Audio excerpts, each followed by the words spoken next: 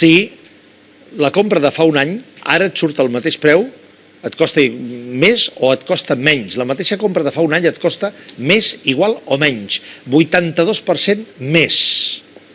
Com pot ser, professor? Si teòricament la inflació, si hi ha hagut deflació més que inflació. No, deflació no, cuidado. Deflació no. Han baixat els preus. La deflació és una altra cosa que preguem molt perquè no arribi la deflació. Deflació és la gran depressió dels anys 30. No, deflació no. Hi va haver un moment que es va témer per una sèrie de, i vostè ho va comentar en aquest programa en més d'una ocasió, per una sèrie de trimestres seguits de baixada de preus. Situació deflacionària, deixem-ho així. Molt bé, d'acord. Bueno, llavors, què és el que passa? A l'IPC... Un moment, escoltem què diuen els espectadors, aquests que tenen una gran expectació, que han creat una gran expectació per escoltar-lo vostè, però sobretot que volen saber si els seus càlculs, els seus particulars, coincideixen amb les mitjanes establertes. Cristina. Bona nit, Josep. Doncs no noten la diferència, pràcticament. Els espectadors van al supermercat i no veuen que puguin comprar més coses. Molts han de buscar les ofertes per poder comprar les coses més exquisides. La percepció és que amb el sou que tenen es poden comprar menys coses ara que fa 5 anys. Molts expliquen que s'han passat a les marques blanques, però de tot. Abans potser només ho feien amb alguns productes. Els costa arribar a final de mes i que l'economia estigui millorant, doncs ho estan notant pràcticament gens. Ens escriuen jubilats que diuen que l'increment que els han fet a la pensió és tan petit que és ridícul, no dona per res. La gasolina és l'únic que sí que coincideixen tots en dir que és impressionant com ha baixat. Destaquem aquests missatges que són preguntes pel professor, que en tenim moltíssimes. Veurem tipus d'interès negatius? Què significa per a les persones hipotecades i les persones estalviadores? Quant temps preveu aquest nivell baix de tipus? Un altre, fins quan anirà baixant el carburant dièsel o la benzina? Per la nostra butxaca és molt bo, però aquest espectador no té clar si per l'economia global és bo o dolent. I un altre diu, soc autònom sense vacances, no en té, i els ingressos han baixat un 60%. Li pregunta al professor si els autònoms som els pàries de la societat. Poden seguir l'entrevista i comentar-la al Twitter amb el hashtag BCR8 al dia i només dir-li que li demanen missatges amb una mica d'esperança. Missatges amb una mica d'esperança, el tenen apamat ja els espectadors, professor? Quedem-nos amb aquesta última part. Diu, no, amb el que sí ho hem notat és amb la gasolina, però això ho estem notant ara, fa molt poc que ho estem notant, perquè la gasolina no ha estat tan barata com ara des de feia molts anys. A veure, el primer que s'ha de tenir en compte és que quan una persona va a una benzinera i posa benzina, del que paga, el 56% són impostos. Això és el primer que s'ha de tenir clar. És a dir, que la rebaixa del preu de la benzina en relació al preu del petroli només cobreix una part mínima en relació als impostos. És a dir, que la benzina en relació al preu del petroli encara podria baixar més si l'Estat baixés els impostos que graven la benzina. Dit d'una altra manera, si l'Estat fos intel·ligent, ara que té problemes de recaptació, per una banda, i a la vegada el preu de la benzina està baix, tindria de pujar una mica els impostos. I podria ingressar una mica més. Per tant, vostè recomana a l'Estat que gravi encara més la gasolina, ara que hem anat a omplir el dipòsit, i caram, escolta, però què és això? Vostè sempre amb els titulars, jo no estic dient això. És que soc periodista. Sí, ja. Jo el que estic dient és que tenint en compte que el 56% de mitja de la benzina són impostos i l'Estat té problemes de recaptació, si ara pugés, tenint en compte que està baixant molt el preu de la benzina, pugés un parell de cèntims als impostos que graven la benzina, la gent ho notaria molt poc i podria recaptar bastant. El que sí és cert és que, òbviament, omplir el dipòsit ara surt molt més a compte que fer-ho fa un any, o que fer-ho fa 2, o que fer-ho fa 3. I aquest és, deien els espectadors una mica, el consol que queda, tenint en compte què ha passat amb els salaris. Veiem-ho. Què ha passat amb els salaris? A veure... Des del 2006 fins al 2014. 3 blocs. El 10%, aquesta és la mitjana del 10% dels treballadors que guanyen menys. Aquesta és la mitjana del salari mitjà i aquesta és la mitjana del 10% dels que guanyen més. I en definitiva el que veiem, que els que guanyen més... Sí, però un moment. Molt important que els espectadors això es mentalitzin. Aquests números que analitzarem és una vegada traient l'impacte de la inflació, és a dir, traient l'IPC. Què vol dir això? Vol dir que les xifres aquestes són homogènies i es poden comparar perquè tot està expressat en euros del 2006. És a dir, són xifres que es poden comparar. Molt bé. Agafem, doncs, el salari mitjà. D'entrada. I, per tant, del 2006 al 2014, descomptat l'IPC, amb euros de 2006 n'estem guanyant, els que tinguin el salari mitjà o es sentin reflectits amb el salari mitjà, estan guanyant exactament 77 euros més. El 4,9%. 77 euros més en 8 anys. Sí, és a dir que en 8 anys, aquestes persones els hi ha pujat en total el 4,9%, en total, és a dir, el 0,6% cada any. Anualment. Clar, la pregunta és, però l'any 2006 i 2007, quan Espanya iba bien, etc., com podien consumir a base de crèdit? És a dir, el treballador no protestava perquè li donaven crèdit i capacitat d'endeutament, i llavors consumia. Ara, la gent diu, no, és que els preus estan baixant, l'any passat van tancar amb una inflació del 0%, i no notem que ens costi menys el que comprem. Clar, perquè els salaris estan pràcticament estancats. Iguals. La línia és pràcticament plana, ja ho estem veient. 77 euros de més en 8 anys. Només 77 euros més. De mitjana, els salaris mitjans. Ara, salaris més baixos. Ui, això... Ha perdut poder adquisitiu. O sigui, els més baixos estan encara més castigats. Pràcticament una quarta part. Han baixat els salaris del 10% més baix. I els salaris del 10% que guanya més és molt curiós perquè... Una quarta part que són 103 euros menys. Sí. El 10% dels treballadors que menys cobren avui 103 euros menys que fa 8 anys. Sí. I en canvi, els que més cobren avui 476 euros sí, però això és molt curiós perquè l'increment fort, torno a dir que això és tret a l'impacte de l'IPC, és molt curiós perquè l'increment fort dels salaris del 10% que més guanya es va produir fins a l'any 2008. A partir d'aquí va caient, i aquí puja lleugeríssimament, però molt lleugerament, és a dir, que pràcticament aquestes persones tenen el salari estancat de mitja des de l'any 2007-2008. És molt curiós això. O sigui que els de salari mitjà i els de salari superior pràcticament han tingut el sou congelat. Pràcticament. Des del 2008. Des del 2008. I en canvi, els que cobren menys, des del 2008 van començar a perdre encara més. Clarament. I són els més perjudicats. Clarament. Veiem una segona conclusió, que és que durant aquests anys l'IPC ha estat del 14%, però cap d'ells ha vist el seu salari augmentat, descomptat aquest 14%, amb l'equivalent o amb el proporció. Això per descomptat. Per tant, ens hem trobat que, descomptat aquest IPC, el que els hi passa avui als espectadors, anem a comprar, fem la mateixa compra i veiem com, en igualtat de condicions, no ens costen els mateixos euros. I si ens costen els mateixos euros és perquè hem anat a parar a les marques blanques, hem anat a buscar a les grans superfícies amb preus més econòmics i, per tant, hem hagut de reduir la qualitat dels productes. És a dir, sobre un IPC del 14%, el 10% de gent que més guanya ha guanyat un 13%, a la mitja un 4,9%, i els salaris més baixos han perdut el 22%. Això és escandalós. Clar, és que aquí s'afegeixen dues coses. Primer, que evidentment ha hagut una caiguda dels salaris més baixos, però per altra banda, com el nombre d'hores treballades ha baixat, en els darrers anys han perdut 37 milions d'hores treballades. Llavors això significa, evidentment, que ha hagut una caiguda. I aquest gràfic és molt interessant. Això és el salari mínim, Això és el salari mínim interprofessional. Sí. La línia blava és la pujada d'aquest salari, pujada pactada.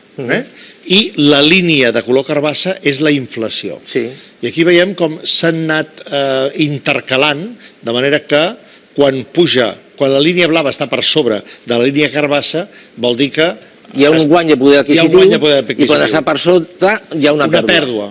Bueno, doncs, si sumem i restem les àrees que estan per sobre i per sota, aquí, cuidado, hi ha 15 anys, Sí, perquè aquí anem al 2000, Del 2000 al 2015. Aquí hi ha 15 anys. És a dir, les sumes d'aquestes àrees que estan per damunt i per sota el salari mínim en aquest període de 15 anys ha pujat a l'1,7%.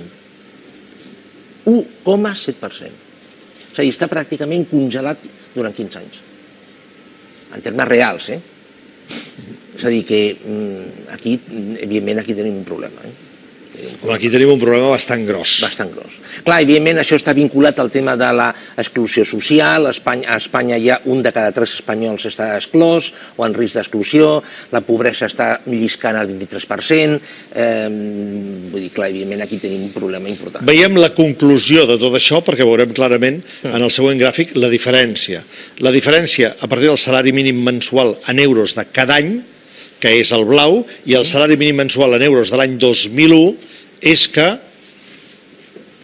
hi ha una pèrdua de 155 euros. De 500 a 655. De 155 euros. O sigui que hem perdut poder adquisitiu en el decurs dels últims 15 anys. Hem perdut poder adquisitiu, o sigui, en euros reals, ha hagut un increment perquè ha passat de 433 euros a 500 euros. O sigui, realment això ha passat, no? És a dir, ha hagut un increment de 133 euros. Però tenint en compte el salari monetari, clar, descomptant aquest impacte de la inflació, la pèrdua, el salari mínim real actualment és de 500 euros. Amb la qual cosa podem dir, sense por d'equivocar-nos, que la gran mitjana de l'assalariat, perquè estem parlant dels assalariats, avui és més pobre que fa 8 i per descomptat que fa 15 anys? A veure, en termes... O que no ha vist com la progressió del seu salari ha anat en la línia per descomptat que havia fins llavors. A veure, és que si vostè es fixa, tot gira entorn a l'IPC. L'IPC és un índex compost que agafa una mitjana de diferents productes. En teoria són els més representatius. El que passa és que, clar, evidentment no estan tots. I es modula, diguem-ho tot, es modula. Es modula, sí. Una de les coses que no es va acceptar en el seu moment, però s'ha sabut després, és que amb l'entrada en vigor de l'euro es va fer una modulació dels productes perquè no es notés una inflació molt superior a la que es va voler admetre oficialment, però que tots vam notar a les nostres butxaques. Bueno, però això va ser jo recordo una entrevista al senyor Rodrigo Rato que se'm va enfadar moltíssim quan jo li vaig preguntar si era casualitat que s'havia canviat el llistat de productes amb els que es calculava l'IPC en l'època d'entrada en vigor de l'euro o era una qüestió volguda. Sí, però... I encara li sento els crits ara. Sí, però... Ara els hi sento des de la presó, però això és una altra cosa. Sí, però a veure, la inflació que es va produir llavors va ser del mateix tipus de la inflació que es va produir quan es va posar en marxa l'IVA. És a dir, va ser perquè els estocs, la gent que tenia estocs va pujar els preus. I van fer una conversió d'1 euro 100 pessetes. Va ser per això. És a dir, 1,166 €. No, 1 euro 100 pessetes. Van fer aquesta conversió. Individualment. Exactament. Llavors, clar, es va generar una inflació que va ser fictícia, totalment fictícia. És a dir, va haver un doble impacte d'inflació. No sé si va ser fictícia. Jo vaig passar de pagar 100 pessetes per un cafè, 1 euro, 166. Sí. De les 12 de la nit a les 8 del matí. Sí, que sí. Per tant, fictici no era. No, a mi no em va resultar fictici. Vull dir fictici des d'un punt de vista econòmic. És a dir, no hi havia cap raó tècnica perquè un cafè de 100 pessetes passés a 1 euro. És a dir, no hi havia cap raó tècnica.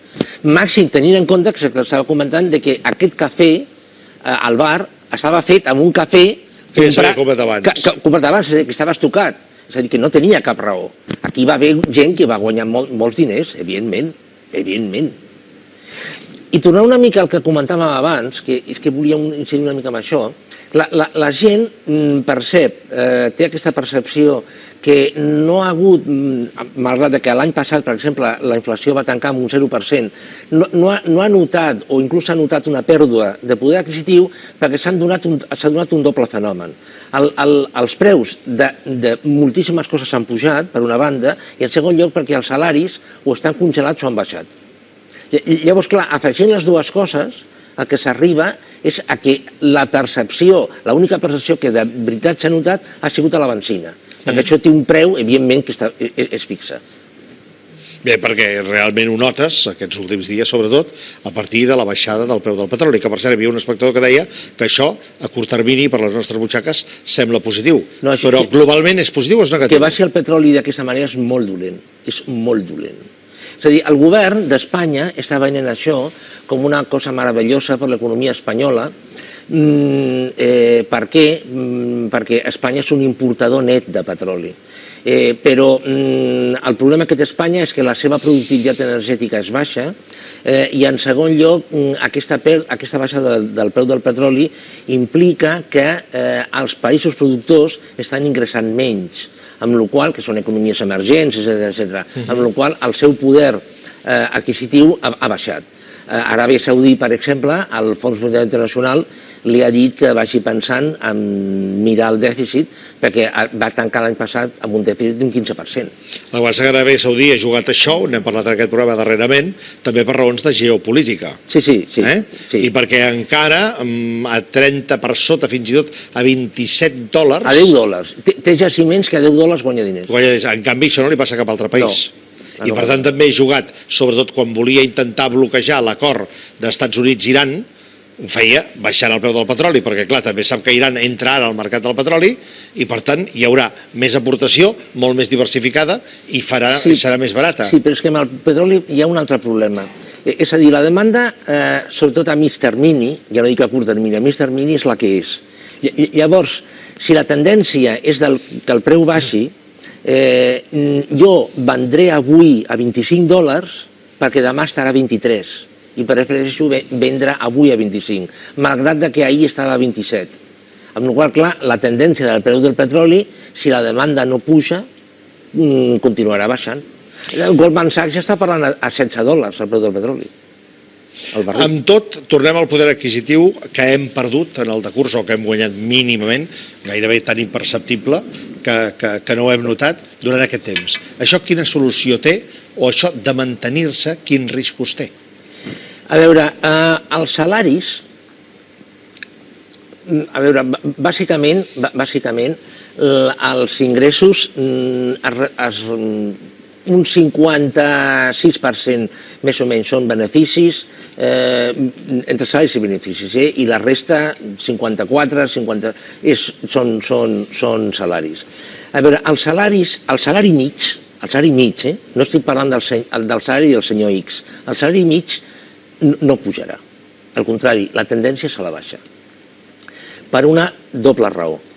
En primer lloc, perquè el salari s'ha convertit en una matèria primera, el salari al treball, perdó, en una commodity, en una matèria primera. I hi ha més oferta de treball que demanda, amb la qual cosa el preu tendeix a la baixa. Això per una banda. Però és que en segon lloc, amb la robotització, que el programa passat vam parlar d'això, l'automatització, la robotització, etc., encara fa que hi hagi més oferta de treball que demanda, amb la qual cosa el salari tendria a la baixa. Cuidado, no estic parlant d'una persona en concret o d'una empresa concreta. Just abans de venir a aquest programa he estat llegint un article d'una empresa agrícola estadounidenca que robotitzarà absolutament totes les activitats. Totes. Què significa això? Significa, evidentment, que hi ha una sèrie de treballadors que sortiran. És a dir, sortiran perquè no són necessaris. I això és algo que no va menys, al contrari. Tot això afegim que avui Foment del Treball ha presentat també el seu estudi sobre l'evolució dels llocs de treball, ha felicitat el govern per la reforma laboral. Lògic. I ha dit que sobretot que no la toquin aquesta reforma. No, però un moment. També que hi hagués un govern d'esquerres i que la revoqués, que no la toquin. Sí, però vostè sap per què el Foment i la COE, etc., felicita el govern per la reforma laboral, perquè això és una cosa que jo penso que no s'ha entès. Escolti què han dit i aleshores vostè ho valora. Nosaltres no tenim de res, nosaltres estem disposats a parlar amb qualsevol govern, ho tenim tot per escrit i ho facilitarem al nou govern que surti.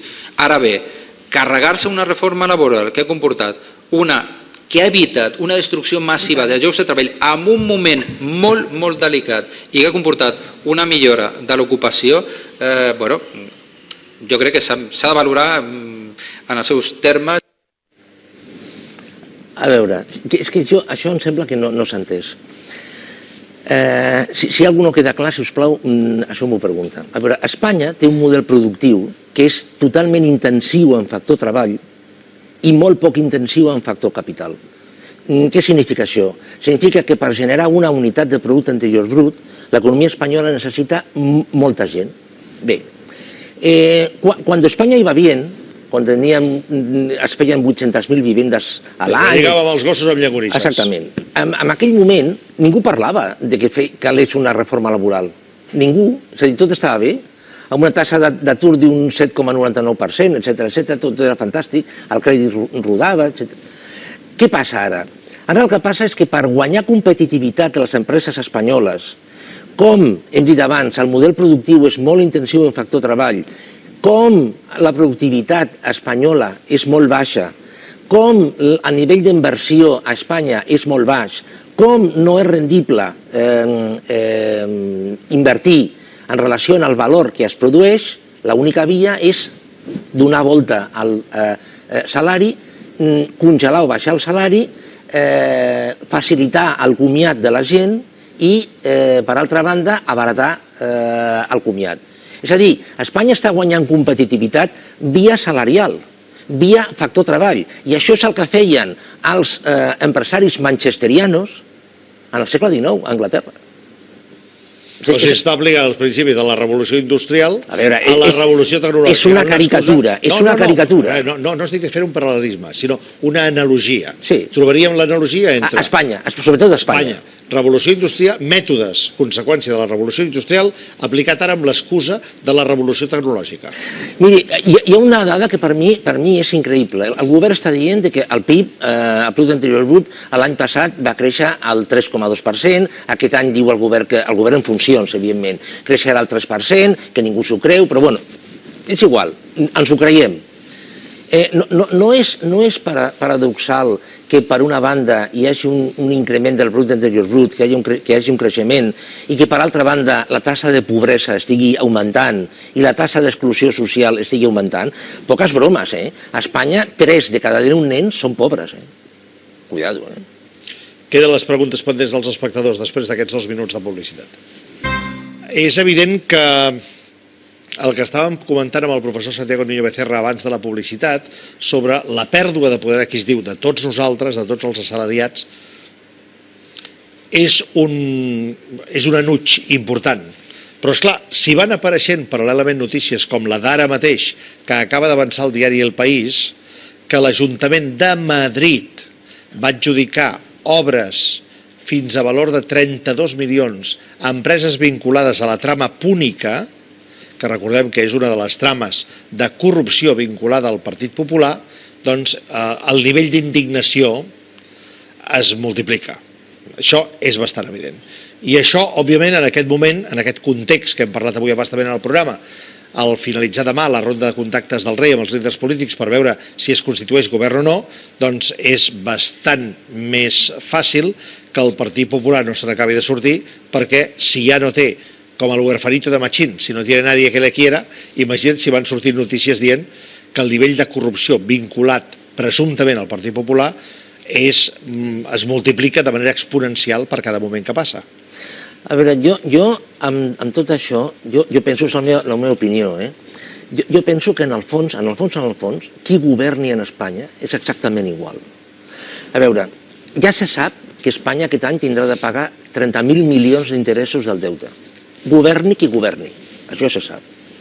Ja se sap que Espanya tindrà de posar aquest any 14.000 milions damunt de la taula per complir els compromisos pressupostaris. Governi qui governi. Ja se sap que Espanya el 2020 tindrà d'arribar a un deute, no sé com, del 60% governi qui governi. És a dir, la immensa majoria, per no dir la totalitat, dels grans trets que s'han de prendre en els propers 4 o 5 anys, ja estan signats, ja se sap com anirà. Ara, cal, evidentment s'ha de posar cares i rostres al govern, però sota el meu punt de vista, Vull dir, és exactament igual. Tan collat estarà un govern de dretes com un d'esquerres. I de centre. Perquè les condicions li vindran donades, li venen donades ja pel Fons Monetari Internacional, pel Banc Central Europeu i, òbviament, per la Unió Europea. Les preguntes que quedaven pendents pel professor Santiago Niño Becerra són aquestes, professor. Veiem la d'Albert Camps, veurem tipus d'interès negatiu? A veure, és que, de fet, pensem que hi ha llocs del món ja en què els tipus d'interès són negatius.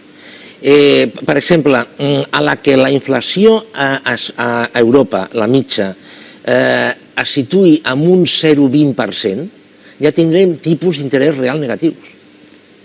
Jo, sota el meu punt de vista, amb un horitzó però molt llarg, el tipus d'interès no pujarà, perquè la política monetària ha deixat de tenir força. Següent pregunta per Santiago Niño Becerra. El Josep Barbe, soc autònom, sense vacances, els ingressos han baixat un 60%, els autònoms són els pàries de la societat? És evident que és una pregunta induïda, perquè vostè li digui que sí. A veure, és que el concepte d'autònom, igual que el concepte d'emprenedor, són conceptes que s'han pervertit totalment. És a dir, un autònom fa 20 anys, vostè se'n recordarà, era un professional lliure. El concepte de professional lliure ha desaparegut. Ara es diu autònom. I ara tothom és emprenedor o a tothom li volen posar el cartell d'emprenedor, en el fons, igual que en un cas que en un altre, perquè s'espallongui ell i perquè vagi fent. És a dir, els autònoms són els pàries de la crisi, pàries diu, no? Sí, pàries. Els pàries de la crisi, bueno, doncs, no, evidentment no, perquè ningú buscava, però són unes persones que els hi va molt bé al sistema, perquè ells van fent. Si arriben, arriben, i si no arriben, no arriben. Son molt cómodas. Sí. Al Domingo, ¿qué probabilidades estima de que a final de este año entremos en una recesión mundial y cuánto puede durar? Bueno, a veure, aquesta pregunta és molt bona, bueno, totes les són, però aquesta és molt bona, perquè, a veure, no és que aquest any hi hagi perill d'entrar en una nova recessió, és que estem en una pel·lícula que va començar l'any 2007 i que si apliquem la regla de 3 de la Gran Depressió dels anys 30 no acabarà fins al 2025. És a dir, és una crisi que té diferents manifestacions i ara estem veient una manifestació. El George Soros va dir-ho i un economista en cap de l'OCDE va dir-ho la setmana passada. Estem en una situació pitjor que el 2008. Ara, pitjor que el 2008. El Royal Bank of Scotland va recomanar farà 2 setmanes que la gent es vengués totes les accions que tingués i només es quedés amb les obligacions d'empreses sòlides i amb deute pública de països solvents. És a dir, estem en una incertesa absolutament terrible. Per què l'OCDE ha dit que estem en una situació pitjor que el 2008? Per al deute. Sempre tornem a lo mateix.